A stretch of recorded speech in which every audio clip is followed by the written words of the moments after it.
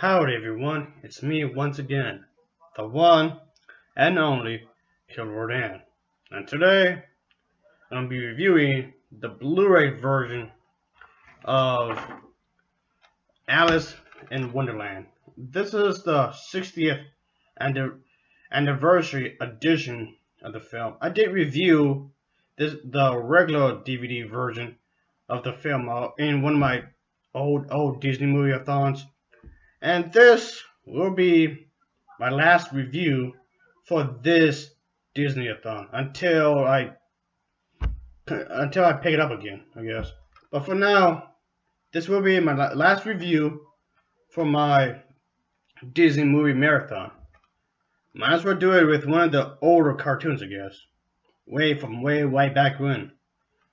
So again, this is the Blu-ray version for the 60th anniversary of Alice in Wonderland. But nevertheless, of course, as always, I do have the top of the plot of this film, shall we? Film starts off with the character reading a book to Alice, but the thing is, Alice herself is very bored, and she just wants to do something else other than reading a book that has no pictures. So yeah, she wants to be in her own world, and she pretty much envisions an entire different world of her own. She's a very curious child, so I guess that would make sense. She wanders off and goes to the flowers area, but this is where she pretty much stumbles upon this white rabbit, and this catches her attention. She chases after the rabbit until she goes into this hole. Of course, she falls through the hole, and she starts mumbling to herself, and she's unable to take a cat with her. Of course, she stumbles upon the bottom of the hole finally, and she goes in this hallway where she meets up this little door, and she realizes she's too big, and she pretty much wants to get out of here. She changes sizes, of course. She cries, of course, a little bit, but the thing is, she has to drink this little potion thing in order to get smaller, so she'll be able to fit through the door. And of course, what does she do? She does drink it, obviously. So yeah, now she's able to go through the door, and that's what pretty much she does. She eventually finds a way to get through the door, and she wishes she hasn't cried so much. Through this door, she bumps into like a small island of animals that are doing a strange dance. Alice in Wonderland is the 13th of Disney's animated features. The film premiered in New York City and London, July 26, 1951. Walt Disney himself had always wanted to do this film. He finally brought this film, the studio take on this classic fairy tale, to the cinemas in the summer of 1951. The reaction to this film was not terribly good, with the critics pretty much biting their teeth into this movie. So yeah, the film critics really didn't like this movie at all.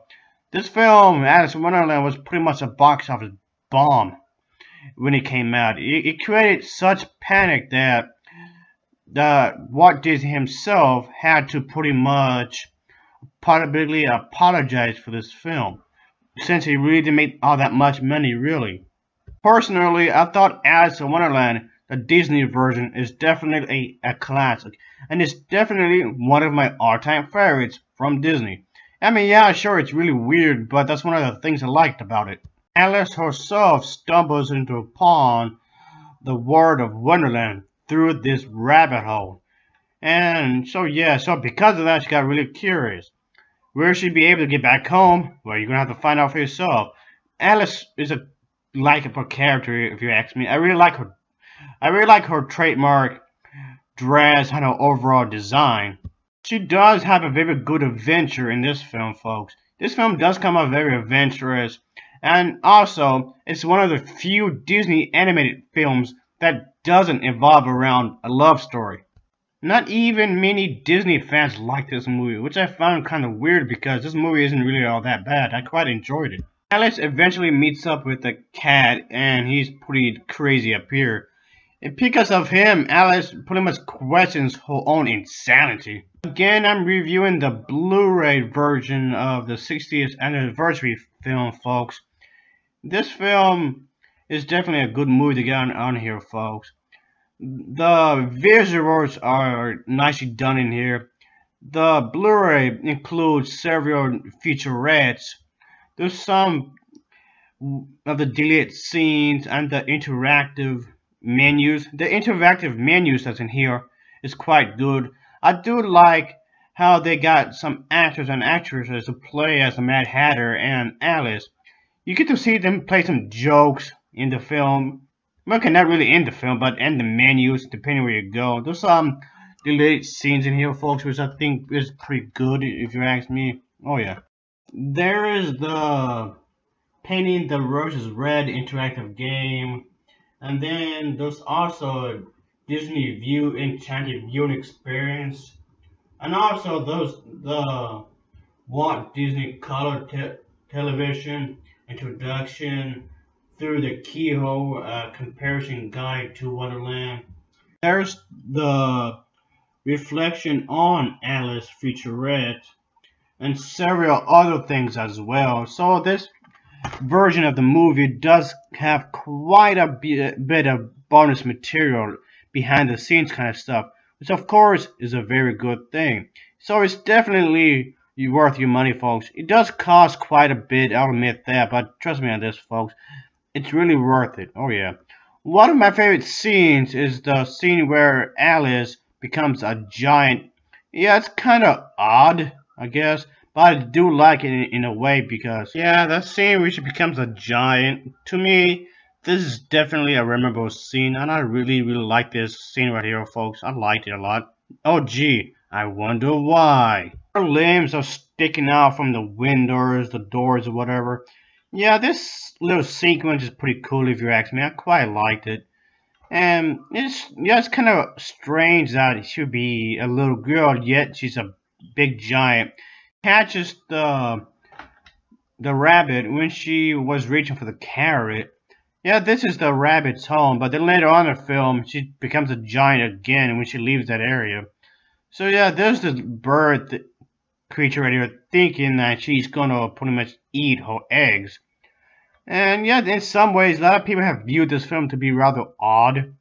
But if you ask me, I like the fact that it's kind of, you know, particular. It is a particular kind of movie, I'll say that.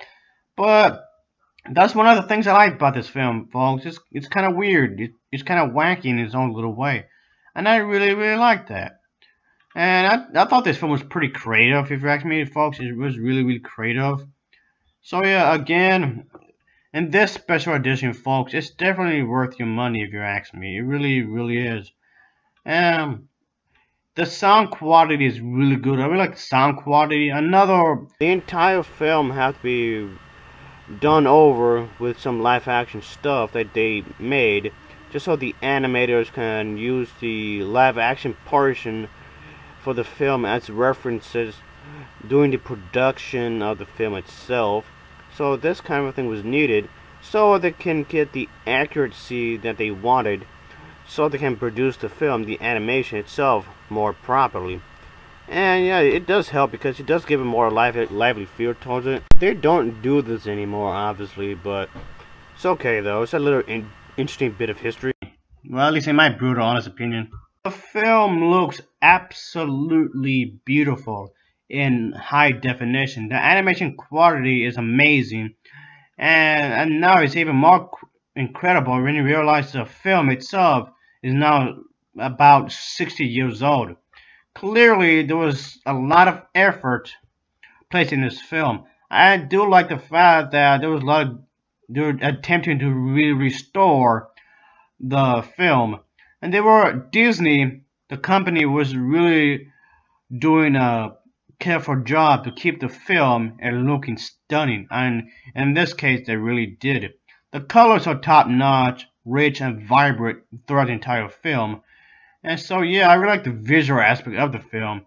So yeah, the high definition presentation of the film really is good here. So yeah, that's really cool, folks. The visual is really good. I can also say that the English soundtrack is top notch as well. So yeah, I really like this film, folks. The treatment is pretty good, of course. It's a good movie anyway. I really like this film, folks. I really enjoy this film. So the characters are likable, and I felt that this film is really underrated. There's a very good story to it, folks. It might be a little bit simple, but at the same time, there's unlimited potential in which direction you can go. For every one good story, there's like 50 different versions of the same thing. So this film is in many ways creative. And I like the direction that they went with this film, folks. The characters are likable, and I like the designs. The artwork is top notch. The animation itself is very smooth, again, considering the fact that this film is about 60 years old. Oh boy. And it's definitely one of my all-time favorites. That's for damn sure. I know not a whole lot of Disney fans like this film at all, really.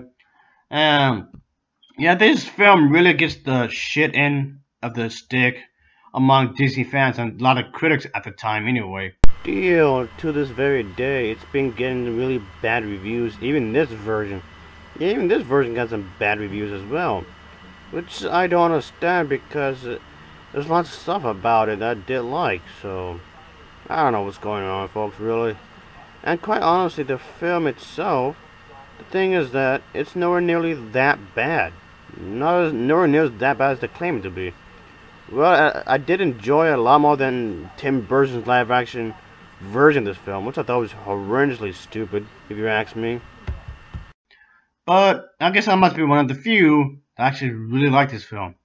And as mentioned many times before, I normally don't like kids movies. I really don't like kids movies at all. But there are a few exceptions to the rule, like this film, for example. Oh yeah. So yeah, folks, it's definitely worth getting this film and put it into your movie collection. And yeah, it's rare for a Disney film to be centered around a young girl. That Alice isn't a princess, really. If you think about it, that's another thing I have to bring up. She's not a princess at all. So, I don't know. Maybe that's one of the reasons that this film is getting ignored by some of the fans, I guess. But I still thought it was a good film. The voice acting in this film is top notch as well, folks. The voice acting is really good. So, yeah. But then again, it's Disney. Disney always put a lot of effort into the voice acting. Well, at least majority of the time anyway. They don't always hit the mark, but thankfully this time they did. The writing is pretty good. I just wish this film was longer. This film is awfully short when I think about it, but oh well. So yeah, folks, I really like this film. I honestly do. I've read the book itself as well. I read the book a while back, but so yeah. Get this copy, folks. I know I mentioned this already, but it might be quite pricey depending where you go, I guess. So, it's not that bad. That's the thing, folks. I haven't really saw a whole lot of merchandising for this film. There's not a whole lot of merchandising at all. No. Yeah, I'm having a hard time finding, like, certain toys, certain items for this film. It's just hard. I find it difficult for some reason. Oh, well. When Walt Disney was alive, his first attempted unsuccessfully to adapt the Alice in Wonderland story into an animated feature film during the 1930s, the early 1930s to be more exact, but it really didn't fall through like he wanted. However, he finally revived the project, the idea, sometime during the 1940s. The film was originally going to be something in the lines of a live-action and / animated feature. However, Disney decided to make it an all-animated feature in 1946. The theme song of the name has since become a standard jazz feel to it. So, I guess you can say that this film did get a cult following over the years. Ever since its failure at the box office and its initial release, it has been regarded as one of the greatest animated film classics from the studio, and is noted to be one of the biggest cult classics in the field of the animation, and it's also considered to be one of the best animated adaptations of the character of Alice over the years. I did like the script writing for this, folks. The script writing was actually quite good in this. There's definitely a sense of wordplay in this, which makes sense because the book that it's based upon definitely uses a lot of wordplay. The stylistic style of the method of the writing this is very close to how it was in the book version that it's based upon. This script for this film was changed a few times because they felt that, originally speaking, folks, maybe it was too faithful to the source material, so they intentionally changed it up here and there. So the language, the way they would speak, the way their characters will speak to one another or to themselves, is still very close how they will speak to each other or to themselves in the book version of this film. So, which I thought was pretty cool there, folks. The animation is very fluid. It's top notch, like you might expect from the Walt Disney Studio. While I don't necessarily have anything against CGI or anything, this kind of hand-drawn animation, in some ways, it's a bit missed. I guess you can say I do miss it quite often. It's very detailed, despite the fact that you know it's a cartoon, you are aware of the fact that it's a cartoon. But I can't say it's really, really detailed in a lot of ways. The movement of the characters is very fluent. I do like the environment that Alice does go through in this particular film, and I can say the environment is really imaginative in a lot of ways. So that's pretty cool there, folks. Yes, sir. So even with the characters, Alice, even her hair comes off like a sort of fluency to it as well, which I thought was pretty cool there, folks. Yes, sir. She does have a certain personality to her. Yeah, she does come off rather rebellious in her own way, which is fine. That's the thing, folks. You need characters to have a personality. You can't have them be bland, of course.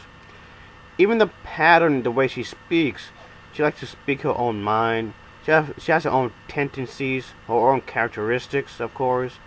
And that's the thing. I can say that for every character in this film. Every single character in this film has their own speech pattern, of course. Even the little cat right here, folks, has his own way of speaking, his own mannerisms, I guess you can say. Which, of course, is a good thing. When you're writing a script, folks, I know a lot of people don't bring this up, really, when it comes to reviewing movies. But when you're writing a script for a film, regardless if it's animated or live action, you do need to give the main characters, or even the other characters, maybe a certain way of talking. Maybe there's a specific way they would speak to one another and whatnot, and the way they would speak amongst themselves or whatever. This kind of style of writing is often not very used in movies, live action or not. That's the thing I didn't notice. But anyway, I thought the script writing in here was actually quite good, if you ask me, folks. It really, really was here. Yep. So yeah, not a bad movie at all. This version of Alice in Wonderland, it gets an overall rating of an 8.3 out of 10. It gets an 8.3 out of 10.